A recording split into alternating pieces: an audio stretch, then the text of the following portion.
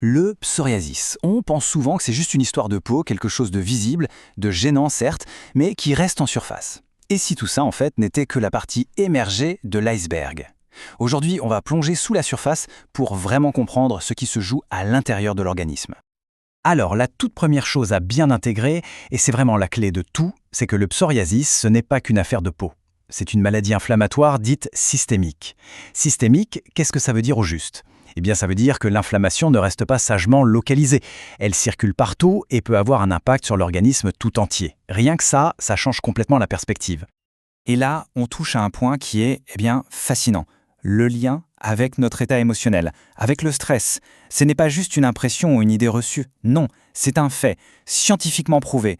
Comme le souligne la dermatologue le Dr Lévi Garel, c'est un déclencheur qui est objectivement démontré. Juste une petite parenthèse avant de plonger dans le vif du sujet. Pour celles et ceux qui veulent aller plus loin dans ces stratégies de santé basées sur la science, il y a la newsletter Corps Centenaire. C'est une excellente ressource, vraiment. Le lien pour s'inscrire se trouve juste en dessous, dans la description. Ok, alors comment cette maladie se déclenche-t-elle vraiment? Pour le savoir, il faut aller voir ce qui se passe sous la peau, là où se déroule une véritable bataille invisible, au cœur même de notre système immunitaire. Donc, le mot-clé ici, c'est auto-immune. En gros, c'est comme si le système de défense de l'organisme se mettait à bugger. Il se dérègle et se retourne contre ses propres cellules, en l'occurrence les cellules de la peau. Il les identifie par erreur comme des ennemis et il lance l'attaque. Et cette attaque, attention, ce n'est pas du tout le chaos. Elle suit un protocole très précis, une sorte de réaction en chaîne, une cascade de dominos si on veut. Regardons ça. Tout commence avec l'activation de certaines cellules sentinelles. Celles-ci vont produire un premier messager chimique, l'IL-23. Ce messager va à son tour activer une autre troupe d'élite, les lymphocytes Th17, et ces derniers libèrent un deuxième messager, l'IL-17. Et c'est lui, l'IL-17, le véritable chef d'orchestre. C'est lui qui va crier aux cellules de la peau « multipliez-vous et vite ». Et cette surproduction folle, c'est ce qui crée les plaques qu'on voit à la surface. Mais alors, qu'est-ce qui appuie sur le bouton démarrer de toute cette cascade? Eh bien, les scientifiques ont identifié plusieurs suspects habituels. Le stress, évidemment, on en a parlé. Mais aussi des infections comme une simple angine, ou même un choc ou une égratignure sur la peau, ce qu'on appelle le phénomène de Koebner. Et puis bien sûr, notre hygiène de vie joue un rôle énorme. L'alcool, le tabac, l'obésité, ce sont de puissants accélérateurs d'inflammation. Je sais, ce mécanisme de cascade, c'est assez technique. C'est tout à fait normal si ça soulève des interrogations. Alors surtout, l'espace commentaire est là pour ça. Chaque question peut aider tout le monde à y voir plus clair, alors n'hésitez pas.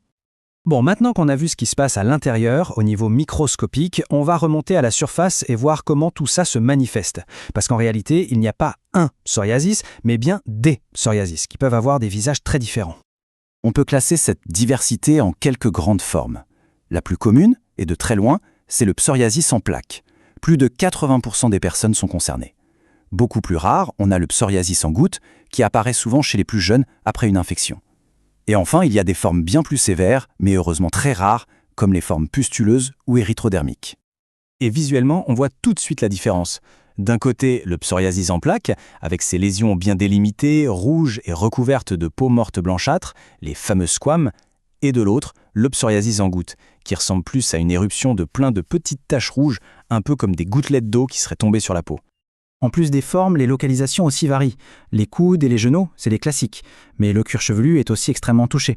On peut aussi en avoir dans les plis ou même sur les ongles. D'ailleurs, une atteinte des ongles, ce n'est pas anodin du tout.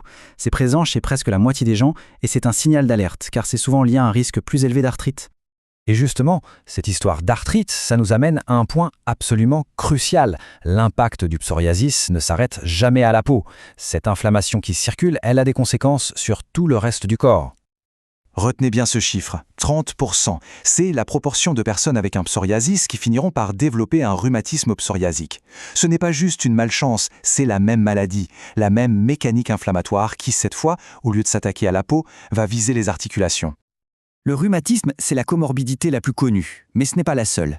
Cette inflammation chronique augmente aussi de façon significative les risques de problèmes cardiovasculaires, de diabète et, comme de nombreuses études le montrent, de dépression et d'anxiété. Le psoriasis, c'est vraiment une maladie de santé globale. Et l'impact psychologique, il nous ramène directement au stress. Le regard des autres, le jugement, l'incompréhension, tout ça pèse énormément.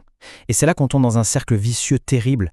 La maladie est visible, ça génère du stress, et ce même stress, on l'a vu au début, est un des déclencheurs principaux qui vient jeter de l'huile sur le feu de l'inflammation. Alors, la grande question c'est comment on brise ce cercle? Comment on peut agir sur cette inflammation de fond?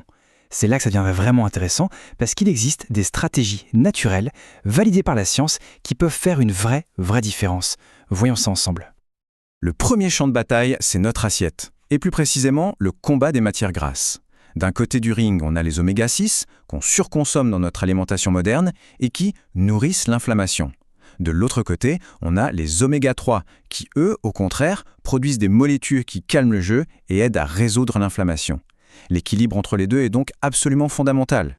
En pratique, comment on fait pencher la balance du bon côté? Eh bien, c'est par des choix assez simples. Favoriser les petits poissons gras comme les sardines ou le saumon, utiliser au quotidien des huiles végétales comme l'huile de lin ou de cameline, et bien sûr faire le plein de fruits et légumes pour leurs antioxydants.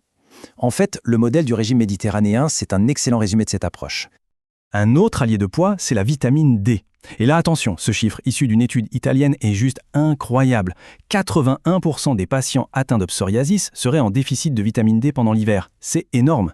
Et il faut savoir que la vitamine D, ce n'est pas juste pour les os. C'est un régulateur surpuissant du système immunitaire. Elle peut aider à calmer la suractivité de nos fameux lymphocytes T17, ceux qui sont au cœur de la cascade. Et au-delà de l'assiette, il y a d'autres leviers hyper importants. Gérer son stress, c'est une évidence, que ce soit par le yoga, le sport, la méditation. Limiter l'alcool, qui est pro-inflammatoire, c'est essentiel aussi. De plus en plus de recherches montrent l'importance de prendre soin de son microbiote intestinal. Et pour les personnes qui y sont sensibles, un régime sans gluten peut parfois amener des améliorations spectaculaires. Finalement, on le voit bien, il existe une multitude de portes d'entrée pour reprendre un certain contrôle. Et ça nous amène à une réflexion finale. Au-delà de la quête d'une disparition totale des symptômes, est-ce que la véritable victoire ne serait-ce pas plutôt de réussir à identifier et à maîtriser ses propres leviers, de devenir en quelque sorte l'acteur principal de sa propre santé?